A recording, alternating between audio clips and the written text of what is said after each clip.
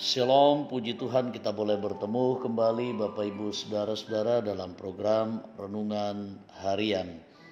Kita mengaminkan bahwa Tuhan tetap dan selalu bersama-sama dengan kita, mengasihi dan melindungi menyertai kita sekalian, bahkan juga memperlengkapi kita dengan berbagai macam karunia dan menitipkan banyak hal kepada kita untuk kita pergunakan dengan baik, juga untuk kita gunakan mengasihi sesama kita. Mari Bapak Ibu Saudara-saudara, kita bersama-sama memohon pertolongan kepada Tuhan. Kita berdoa buat firman-Nya. Kita berdoa. Terima kasih Bapa di surga buat semua yang Tuhan karuniakan kepada kami. Penyertaan-Mu, karunia-Mu begitu banyak tak terhitung jumlah dan nilainya.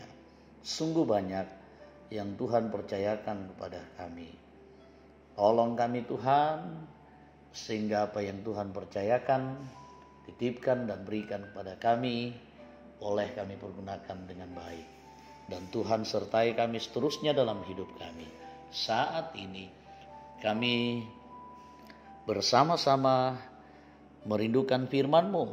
Kami akan membacanya, merenungkan, dan mampukan kami untuk mengaminkan melakukannya dalam hidup kami.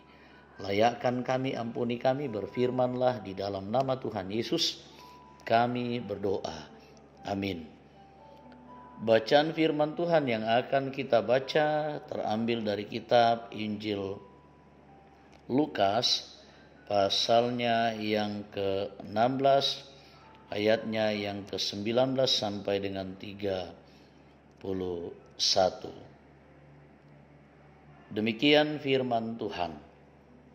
Ada seorang kaya yang selalu berpakaian jubah ungu dan kain halus, dan setiap hari ia bersukaria dalam kemewahan. Dan ada seorang pengemis bernama Lazarus, badannya penuh dengan borok, berbaring dekat pintu rumah orang kaya itu, dan ingin menghilangkan laparnya dengan apa yang jatuh dari meja orang kaya itu. Malahan anjing-anjing datang dan menjilat boroknya. Kemudian matilah orang miskin itu, lalu dibawa oleh malaikat-malaikat ke pangkuan Abraham.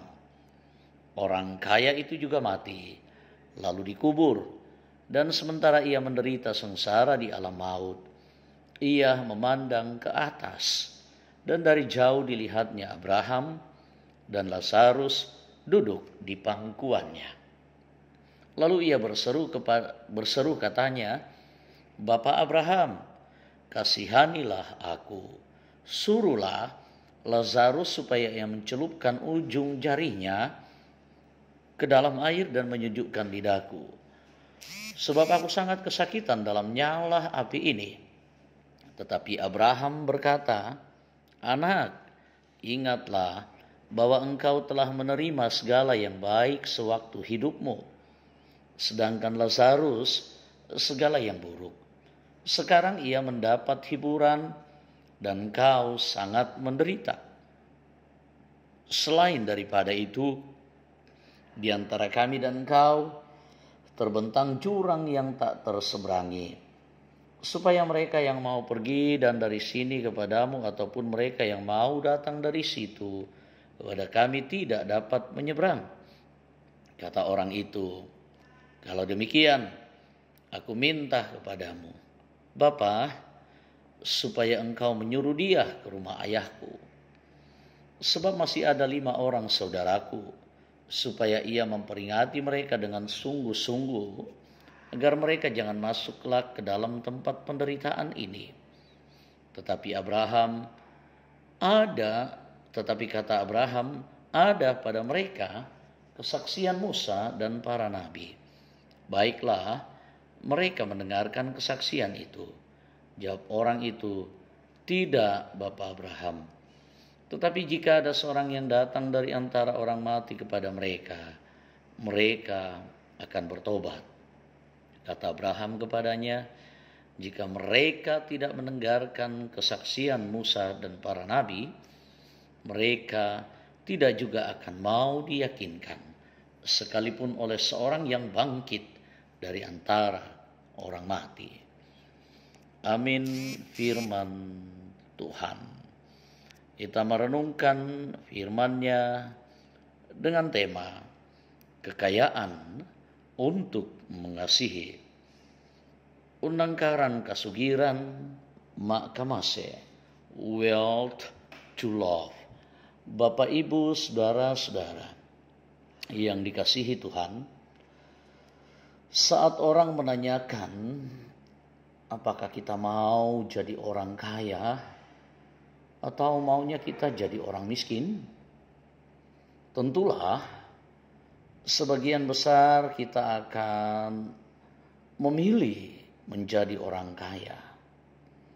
Akan begitu sangat sulit kita menemukan orang yang mau memilih miskin. Siapa juga sih yang mau miskin? Tetapi ternyata kekayaan itu bukanlah sebuah tujuan dalam hidup kita, melainkan kekayaan itu adalah alat untuk menyatakan kasih. Kekayaan itu bukan untuk dinikmati seorang diri saja, melainkan kekayaan itu menjadi alat untuk menyatakan kasih Allah kepada sesama yang membutuhkan. Nah, Bapak, Ibu, saudara-saudaraku yang kekasih dalam Tuhan, hal serupa juga terjadi dalam kisah orang kaya dan Lazarus yang miskin dalam bacaan firman Tuhan hari ini. Orang kaya yang diberkati Tuhan tetapi menikmati sendiri kekayaannya dan tidak sedikit pun peduli kepada sesamanya. Terbukti bahwa di dekat pintu rumahnya ada terbaring Lazarus yang sakit dan kelaparan. Saat kematian keduanya terjadi, penghakiman dan orang kaya itu masuk ke dalam api sengsara, sedangkan Lazarus berada di pangkuan Abraham di surga. Hal tersebut menjadi gambaran bahwa kekayaan yang diberikan Tuhan kepada orang kaya itu seharusnya lah dipakai untuk mengasihi orang yang membutuhkan, bukan malah dinikmati sendiri. Meskipun Lazarus miskin, tetapi dia tetap mencoba melakukan yang baik dan tidak melanggar perintah Tuhan. Itulah sebuah gambaran dari Tuhan tentang kehidupan orang kaya dan Lazarus yang miskin. Nah, Bapak, Ibu, saudara-saudara, lalu bagaimana dengan kita? Apakah kita sudah mengasihi sesama melalui apa yang Tuhan berikan kepada kita? Ataukah kita seperti orang kaya tadi, tidak peduli kepada orang lain dan hanya sibuk dengan kekayaan kita? Percayalah bahwa semua yang kita miliki, baik harta benda, apakah juga itu pengetahuan dan hikmat, ataukah jabatan dan status sosial kita, semua itu berasal dari Allah. Dan karena itu patutlah kita pakai untuk memancarkan kasih karunia Allah pada sesama. Roh Kudus memberkati. Amin. Demikian firman Tuhan, Bapak, Ibu, saudara-saudara. Mari kita bersyukur dan kita berdoa. Terima kasih Bapa di surga. Banyak yang Tuhan beri, banyak yang Tuhan percayakan, banyak yang Tuhan karuniakan kepada kami menjadi berkat. Terima kasih firman-Mu, bahwa sesungguhnya Engkau sangat-sangat mengasihi kami, mengharapkan kami mempergunakan dengan baik untuk memancarkan kasih kemuliaan Tuhan lewat apa yang Tuhan percayakan, berikan, karuniakan kepada kami. Apapun itu Tuhan, kami mensyukurinya dan mengaminkan bahwa semuanya itu berasal daripada-Mu sebagai wujud kasih sayang-Mu Dan kami adalah orang-orang yang sedang dipercaya. Mampukan kami melakukan perintah-Mu, maksud dan tujuan Tuhan mempercayakan semua itu kepada kami. Mempergunakan dengan baik untuk kebaikan kehidupan orang lain. Bukan hanya untuk diri kami sendiri. Terima kasih Bapa di surga. Tuhan yang berdaulat, tuntunlah kami. Kami mengucap syukur atas pertambahan usia anggota jemaat-Mu, siapapun. Biarlah Tuhan berikan kesehatan umur yang panjang bagi mereka. Mengucap syukur karena berkat-berkat-Mu, kesembuhan dari penyakit seperti yang dialami oleh anak kekasih kami, Kesia Sambo, Bapak Yusuf Samben, dan anak kekasih Teresia. Bahkan segenap jemaat-Mu yang bersuka cita mengucap syukur kepada Tuhan. Biarlah ucapan syukur itu berkenan bagi Tuhan. Dan kami terus bersuka cita menikmati karunia-karunia Tuhan. Dan kami menyerahkan hidup kami, rumah tangga kami, anak-anak kami dalam pertumbuhan pendidikan mereka. Tuhan berperkara memampukan menolong kami semua. Mengerjakan seluruh tanggung jawab tugas dan pekerjaan segenap upaya dan usaha jemaat-Mu. Engkau yang menentukan hasilnya. Biarlah hasilnya mensukacitakan. Kami percaya juga yang sedang berjuang untuk kehidupan yang lebih baik, Tuhan pasti buka jalan. Yang sedang berupaya mendapatkan kesembuhan, ada begitu banyak anggota jemaat-Mu yang sakit lemah tubuh, mengharapkan uluran tangan pengasihan Tuhan. Anak kekasih Geri, cucu kekasih Geri, anak Ibu Esther Mangase yang dirawat di rumah sakit Bayangkara, Bapak Eli Roy Kapui di rumah sakit Hermina. Nyonya Peter Tena, Bapak Yakobus Pagiling, penatua Nyonya Selvi Besi Lambi, Saudari Mercy Samben,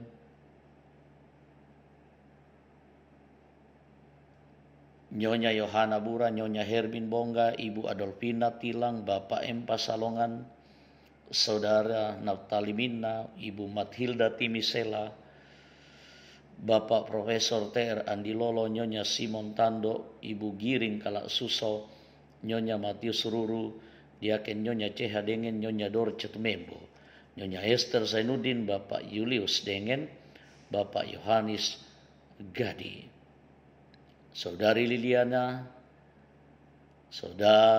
Saudara Arya, anak kekasih, cucu kekasih Bapak W. Karanda Bunga, Bapak Oni Eslak Burlawal, Bapak Yusuf Rante, Nyonya Margareta Sarah, Bapak Stefanus Pakurung, Bapak Yohanes Elboko, Nyonya Ludia Kandola, Bapak Karel Paranoan, Nyonya Margareta Kobong, Omah Keti, dan mungkin masih banyak. Kuatkan iman percaya kami. Dan jikalau Tuhan berkenan, anugerah kesembuhan karuniakanlah buat mereka yang berduka cita, keluarga Ibu Novi, sampai tahu yang berduka karena kematian anak kekasih di Toli-Toli. Juga duka cita yang dialami oleh keluarga Diaken Nyonya Ges Octavianus karena kehilangan ponakan terkasih almarhumah Saudari Sisi Ansa. Hiburkan, kuatkan mereka semuanya. Kami serahkan hidup kami, situasi kami, kiranya normal kembali, lindungi, jaga, dan sertai kami. Persekutuan jemaat-Mu kiranya tetap bertumbuh dengan baik, mampukan kami seluruh pelayan-pelayan-Mu untuk melayani dengan sebaik-baiknya demi kemuliaan nama Tuhan. Proses pemilihan penatua dan diaken yang sedang berlangsung kami serahkan dalam tangan kuasa Tuhan. jadilah seturut kehendak-Mu. Pemerintah, bangsa dan negara kami doakan. Kiranya mereka dimampukan untuk melakukan tugas tanggung jawab mereka yang begitu sangat berat. Tuhanlah yang memampukan. Kami percaya segenap keluarga kami, dimanapun juga mereka berada, Tuhan menyertai mereka. Sidang Sinode Am yang akan dilaksanakan mulai tanggal 18 sampai dengan tanggal 22. Kiranya juga berjalan dengan baik. Kami percaya Tuhan akan menyertai proses sidang Sinode Am. Sambut sempurnakan doa kami, ampuni kami di dalam nama Tuhan Yesus kami berdoa. Amin. Demikian firman Tuhan, semoga menjadi berkat. Tuhan menolong memampukan kita. Shalom, sampai bertemu kembali. Tuhan memberkati. Tuhan memberkati. Tuhan memberkati.